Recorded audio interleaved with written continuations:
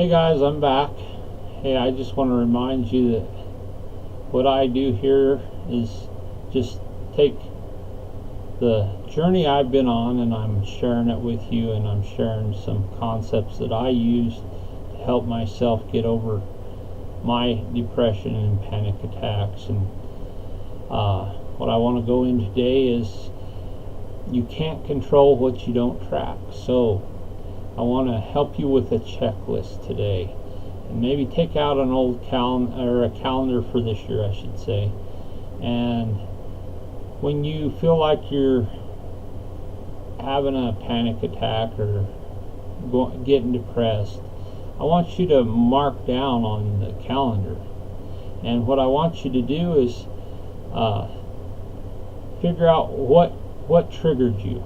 So this will help you think about it when you check it off. And I want to know, was that trigger an emotional trigger? I mean, was it because you was feeling frustrated or anxious? Was you thinking about the future? Was you thinking about the past? Was it maybe pain? Was you having bad chest pain or something? Was your back hurting? What caused the pain, and why that elicit the reaction it did? Maybe it's a certain situation. Maybe you got put somewhere you didn't want to get put between two people, and that frustrated you. Or maybe it's a certain place, maybe like a doctor's office, dentist's office, something like that. Or maybe it's certain people, because you certain people sometimes will set you off. Maybe it's a thought you is having. So we gotta sit there and think about what triggered what you're doing right now. Why did that trigger it? So this is something to think about, and when you make that check on that calendar, it'll automatically make you think about, well, what just happened? Why am I doing what I'm doing? Okay, next I want to look at what is in our toolbox, and we've talked about several things, and one of them is maybe medications. Can you go ahead and take your medication so you feel better? Maybe it's a nutritional supplement.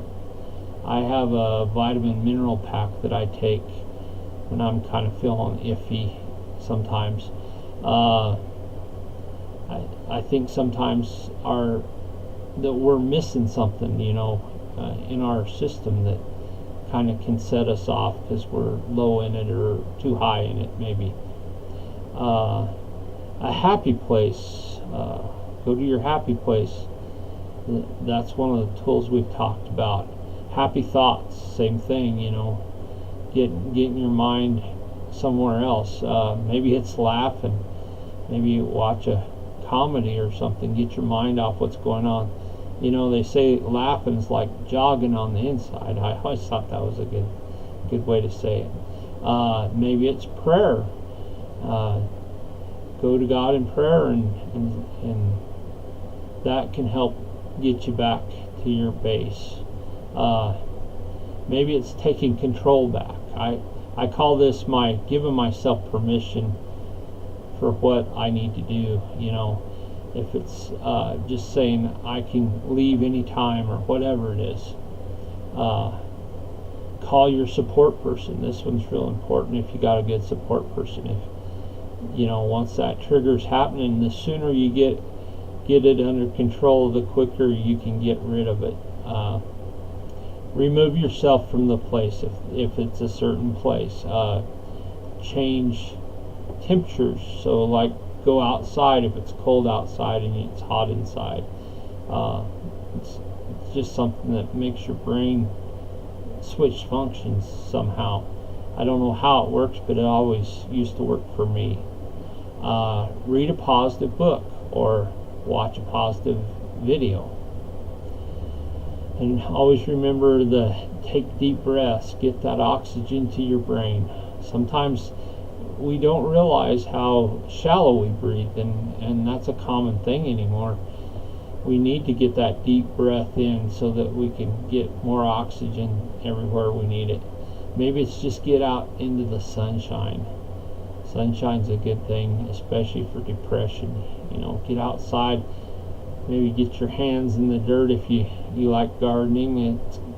Every day's getting closer here. We're February 14th, we're a ways off yet, but I know it's been a little warmer than normal here, and so everybody's thinking about it already. Maybe this is a new one now. I just added this one today. Eat a source of protein with high fats.